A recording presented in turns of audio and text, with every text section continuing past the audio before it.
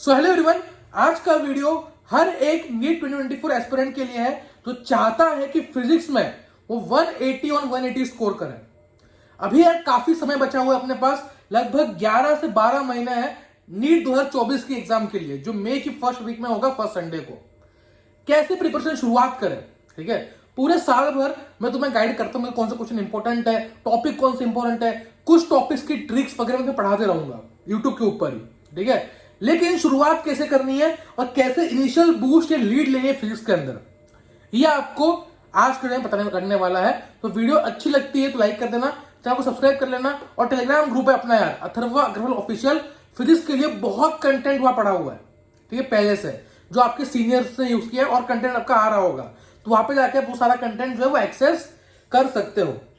चलो शुरू करते हैं। पहली इंपॉर्टेंट चीज है टारगेट 180/180। ये आ सकते हैं कि नहीं आ सकते। देखो यार, फिजिक्स पिछले कुछ साल से कहीं ना कहीं इजी, कभी मॉडरेट, कभी इजी, कभी मॉडरेट। डिफिकल्ट फिजिक्स अभी बहुत टाइम से नहीं आई है। लास्ट टाइम डिफिकल्ट फिजिक्स आई थी 2016 में, उसके बाद से डिफिकल्ट फिजिक्स देखी नहीं गई है। अब बात करो यार, क्या ये पॉसिबल है कि तुम लगभग 10 से 11 महीने में ये स्कोर अचीव कर सकते हो? इजीली पॉसिबल है, इजीली, ठीक है। मैं तुम्हें अपना केस बताऊं तो मेरा स्कोर था नीट 2019 के एग्जाम में 64 मार्क्स, राइट। वो भी बहुत घिस घिस के आए थे, घिस घिस के मतलब मैंने बहुत एफर्ट्स लगाए तब जाके 64 आए, ठीक है। लास्ट के टाइम में मेरा स्कोर जो था 1 से 2 महीने पहले मॉक टेस्ट के अंदर वो था -5 out of 180 in all India test. वहां से 64 गया नीट 2019 में, ठीक है। ये बात थी मई के मंथ की, और लगभग जून जुलाई तक आते आते ये स्कोर मेरा 160 प्लस आने लग गया, और लास्ट के 3 महीनों में 180 ऑन 180 टेस्ट करने लग गया था, और फाइनली नीट में 165 आया। 3 सवाल मेरे को थोड़ा सा प्रेशर में, डर में खराब हुए, लेकिन मोटे तौर पे देखा जाए 64 से 165 मैंने जंप किया। या 180 भी तुम मान सकते हो कि लास्ट के 3-4 मॉक टेस्ट जो है बैक टू बैक मेरा all India mock test 180 on 180 आ रहा था, टॉप कर रहा था मैं फिजिक्स में, ठीक है। तो कैसे ये इंप्रूवमेंट हो गया, कैसे इंप्रूवमेंट कर सकते हो, ठीक है। तो टारगेट पहले हाई सेट करो, 120 130 अभी से सेट नहीं करना है, और जितना तुम अभी एफर्ट लगाओगे फिजिक्स को ऊपर लाने में, फिजिक्स उतनी तुम्हारी बेहतर होते जाएगी, ठीक है। सेकेंड है, इस समय पे जो अगले 15 से 20 दिन है, मैंने भी यही किया था, नीट देके आया 2019 का, बेसिक्स पे वर्क किया, ठीक है। जो मेरे वीक एरियाज थे, वीक एरियाज क्या क्या थे, जो बेसिक मैथमेटिक्स थी, मेरे समझ में आया कि यार मैं कितना भी आगे पढ़ लूं ना, अगर किसी क्वेश्चन में इंटीग्रेशन लाइक सेक का क्या होता है, ठीक है, कॉस का क्या है, कॉस टैन का क्या होगा, अगर इंटीग्रेशन और डिफरेंशिएशन आ गया तो मैं फंस जाता हूं, ठीक है। ग्राफ पूछे गए तो मैं फंस रहा हूं। बेसिक ग्राफ इलेक्ट्रिक पोटेंशियल का मैं प्लॉट नहीं कर पा रहा हूं, basic graph gravitational potential plot नहीं कर पा रहा हूं। ट्रिग्नोमेट्री में फंस रहा हूं, मैं बेसिक ट्रिग्नोमेट्री का यूज होकर फंस रहा हूं। एपीजीपी वाले सवाल नहीं बन रहे, कहीं पर भी एपीजीपी आ गया मैं फंस रहा हूं। लाइक फॉर एग्जांपल तुम्हारा एपी कहां पूछते हैं? ग्रेविटेशन में पूछते हैं, ग्रेविटेशन में पूछता है, बहुत सारे मास रखे हुए हैं, चार्जेस में पूछते हैं, तो उन सब सवालों में फंस रहा हूं। तो ये तुम्हारा एक बेसिक मैथमेटिक्स हो गया, इसको पहले क्लियर करो। तो टॉपिक्स लिख रखे हैं, आई एम श्योर आप में से बहुत बच्चे होंगे तो बोल होंगे भैया ये तो इजी आता है, लेकिन जब तुम क्वेश्चन करने बैठते होंगे तो तुम्हें नहीं आते होंगे। तो मैंने इन बेसिक मैथमेटिक्स के ऊपर कम से कम जो है 200-300 सवाल लगाए, ताकि मेरे को इन पे कॉन्फिडेंस और स्ट्रेंथ मिल जाए, ठीक है, ताकि फिजिक्स आगे फोड़ सकूं। क्लियर है कि बेसिक डिफरेंशिएशन कैसे करते हैं, ds/dt, डबल डिफरेंशिएशन क्या होता है, what is the actual meaning of double differentiation, ये सब चीजें, ठीक है, मैंने पता करी, राइट। इसके बाद नो हाई लेवल बुक्स। मैंने एक रूल बनाया कि भाई मैं कोई हाई लेवल बुक नहीं करने वाला हूं।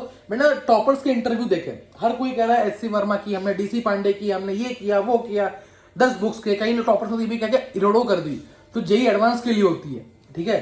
तो मैंने एक रूल बनाया कि कोई हाई लेवल बुक नहीं करूंगा। क्यों नहीं करूंगा यार? क्योंकि मुझे फिजिक्स में ड्रॉपर हूं, मुझे फिजिक्स भी करना है, केमिस्ट्री करना है, बायोलॉजी करना है। 2 साल का सिलेबस मुझे 1 साल के अंदर करना है, 1 साल भी नहीं, मुझे लगभग 8 महीने में सिलेबस करना है, आखिरी 3 से 4 महीने मुझे रिविजन के लिए देना है, तो मेरे पास टाइम नहीं है। और पेपर का ट्रेंड ऐसा है कि इजी आएगा, ये ज्यादा से ज्यादा बहुत हो गया तो मॉडरेट पूछ लेगा, ठीक है, तो सबके लिए मॉडरेट होगा वो। और तुम देख रहे हो, अगर तुम्हारे 165 नंबर है, तुम्हारे फिजिक्स में 99.9 परसेंटाइल आ जाती है, मतलब 0.1 परसेंटाइल ही लोग तुमसे नीचे है, बस मतलब ऊपर है, तो तुम बढ़िया फोड़ सकते हो। अगर 140 नंबर भी है तुम बढ़िया फोड़ सकते हो फिजिक्स, अगर 140 पे भी है तो। No high level books. तो मैंने क्या किया, बेसिक अपने क्लास नोट्स पे फोकस किया, ठीक है। कोई हाई लेवल बुक, एक बुक नहीं लगाई मैंने, ना एससी वर्मा ना डीसी पांडे, ना कोई जो जेईई मेंस लेवल की बुक है वो नहीं लगाई, ठीक है। इसके बाद एक मैंने जनरल रूल जो है बनाया था, ठीक है, मोस्ट इंपोर्टेंट थिंग, फिजिक्स के लेक्चर कभी मिस नहीं करने, ठीक है। ये मेरा गोल्डन रूल था। मैंने पूरे साल भर ना बायो के लेक्चर नहीं किए, मैंने बायो बहुत कम पढ़ी क्लास के अंदर, खुद से मैंने पढ़ी, ठीक है, खुद एनसीईआरटी पढ़ा, यूट्यूब की हेल्प से मैंने रिवीजन किया, revision with the help of YouTube, ठीक है, खुद से प्रैक्टिस की। लेक्चर बहुत कम थे क्योंकि जिस कोचिंग में था मैं, मोस्टली यही कोचिंग में होता है, जिस कोचिंग में था मैं वहां पे बहुत ज्यादा आउट ऑफ एनसीईआरटी पढ़ाते थे, और मैं वो 2 से 3 घंटे लाइक अप्रोक्सीमेटली रोज 1.5 आवर्स का बॉटनी था, 1.5 आवर्स का जूलॉजी था, तो ये 3 घंटे में वहां वेस्ट ना करके वही सेम टॉपिक रात को घर से एनसीईआरटी समझता था और पढ़ता था, और वही टॉपिक में वो टाइम जो था मैं वो फिजिक्स में इस्तेमाल करता था। तो फिजिक्स लेक्चर मेरे लिए सबसे पहली प्रायोरिटी थी कि भाई कुछ भी हो जाए मैं फिजिक्स की क्लास मिस नहीं करूंगा। और क्लास में सबसे बड़ी गलती बच्चे जो करते हैं, अपना 100% नहीं देते, बस पैसिवली कंज्यूम करते हैं। सर ने कहा फिजिक्स फॉर्मूला ये ऐसा है, कर देंगे। नहीं, तुम्हें अपना एफर्ट लगाना पड़ेगा। क्लास में जब सर कोई क्वेश्चन दे रहे हैं, तुम्हें वो क्वेश्चन खुद अटेंड करना पड़ेगा, लाइव ऑनलाइन कर रहे हो चाहे ऑफलाइन कर रहे हो। सर ने कहा कि ये फॉर्मूला देखो कैसे आता है, तो अपना दिमाग लगाना पड़ेगा, ये नहीं कि घर पे देख लूंगा। सबसे बड़ी गलती, और अगर ये मिस्टेक सुधार लिया आपने तो आपकी आधी फिजिक्स जनरल खत्म हो जाएगी, ठीक है। इसके बाद एक सवाल होता है कि भैया एक चैप्टर पे कितने एमसीक्यूज लगाएं, ठीक है। तो लगभग 200 to 250 एमसीक्यूज तुम्हें एवरी चैप्टर पे लगाना है। और हर चैप्टर से मैं बताऊं ना, मेरा एक्सपीरियंस है और जितना मैंने एनालिसिस किया है, हर चैप्टर से 50 से 60 एमसीक्यू होता है जो मोस्ट डिमांडिंग होते हैं, मोस्ट डिमांडिंग, ठीक है। ये मैं आपको प्रोवाइड करूंगा बहुत जल्द, ठीक है। जैसे इसकी अपडेट आएगी मैं आपको बता दूंगा कि मैं कहां पे फिजिक्स के सारे एमसीक्यूज प्रोवाइड करने वाला हूं, ठीक है। तुम्हें इतने एमसीक्यूज पर चैप्टर करके चलना है अप्रोक्सीमेटली। कुछ चैप्टर स्मॉल होंगे तो छोटे एमसीक्यूज होंगे, कम एमसीक्यूज होंगे, कुछ चैप्टर बड़े होंगे, ज्यादा होंगे। फॉर एग्जाम्पल अगर मान लो एटम्स चैप्टर है तो उसमें 100 एमसीक्यूज बहुत है, लेकिन अगर सेमीकंडक्टर चैप्टर है तो वहां तुम्हें 200 करने पड़ेंगे, राइट। अब एक इंपॉर्टेंट पॉइंट है यहाँ पे, 3 पिलर्स। 3 पिलर क्या क्या होते हैं जो मैंने हमेशा ध्यान रखा। क्लास के नोट्स और लेक्चर कभी मिस नहीं करने, कभी नहीं। और कभी मैंने सुंदर नोट्स नहीं बनाए जैसे क्लास में बाकी लोग बनाते थे, एकदम घटिया नोट्स, मतलब वो नोट्स बस मैं ही जो है पढ़ पाता था कि भाई ये नोट्स है, ठीक है। तो क्लास नोट्स, उनमें हर एक क्वेश्चन जो क्लास में सर ने करवाया है वो मैं लिखता था। फॉर्मूला शीट, जब भी कोई चैप्टर खत्म होता था तो उसके जो बेसिक फॉर्मूलाज है वो मैं एक जगह पे लिख लेता था ताकि मुझे सारी चीजें रिविजन करने में काफी हेल्प हो, ठीक है। ये स्टार्टिंग से करते हुए चलो प्लीज। और एमसीक्यू मार्किंग, जब भी मैंने ये एमसीक्यूज किए, जो एमसीक्यू नहीं बने उनको मैं मार्क करता था।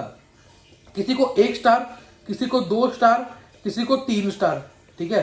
1 स्टार वाला वो था कि भाई हाँ ये मैं अगली बार कर लूंगा, मेरे से कोई गलती हो गई थी। 2 स्टार वाला ठीक है यार, कल से समझ में आ गया। 3 स्टार वाले वो थे कि यार बिल्कुल ही नहीं बने, मतलब हवा ही नहीं लगी, उनको 3 स्टार करके मार्क कर दिया ताकि जब रिविजन करूं तो उन पे सबसे पहले नजर जाए, ठीक है। अगला एक चीज है बैकलॉग यार बहुत बच्चे कहते, मतलब टीचर्स कहते हैं कि बैकलॉग बनने ही मत दो, ठीक है। और कहीं ना कहीं सही बात भी, बैकलॉग बनने क्यों देना है, लेकिन यार कभी कभी कंडीशंस हमारे हाथ में नहीं होती, क्लासेस इतनी होती है, टेस्ट इतने होता है, कभी कभी टेस्ट का पढ़े कि उसका पढ़े पहले का, चीजें समझ में नहीं आती, तो बैकलॉग बन जाता है। हम पढ़ते हैं 10 से 12 घंटे, लेकिन स्टिल बन जाता है बैकलॉग। मेरा खुद का बनाता है, ठीक है। मैंने इतने एफर्ट लगाया फिजिक्स में, फिर बैकलॉग बनता था 1-2 चैप्टर्स का, लेकिन ट्राई करना बड़ा बैकलॉग ना बने, ठीक है। टाइम मतलब सुधा जाना, बड़ा बैकलॉग ना। 1-2 चैप्टर का बैकलॉग नहीं कंसिडर होता है, ठीक है। 1-2 चैप्टर का बैकलॉग ठीक होता है, कोई प्रॉब्लम नहीं, कवर अप कर सकते हैं। लेकिन ध्यान रखना जब बैकलॉग बने, इस बैकलॉग की स्ट्रेस की वजह से करंट जो सिलेबस है उस पर कोई इफेक्ट जो है वो नहीं आना चाहिए। जो करंटली सर पढ़ा रहे क्लास में उसमें 100% फोकस और अटेंशन देते हुए चलना है। और बैकलॉग के लिए दिन का 1 घंटा या 2 घंटा मैंने किया था, ठीक है। रात को सोने से पहले खाना खाने के बाद 9:30 से बैठ गया 11:30 तक, 2 घंटे में कुछ टॉपिक रोज खत्म कर चला। और ऐसे करके मैंने फिजिक्स का बैकलॉग जो था 2 से 3 बार, पूरे साल में 2 से 3 बार मेरे को बैकलॉग आया था, 3-3 चैप्टर का, 2 चैप्टर का, और मैंने इस तरह से खत्म किया। मैंने बड़ा बैकलॉग नहीं होने दिया, मैंने छोटे छोटे बैकलॉग रखे और टाइम मतलब सुधर गया। डन।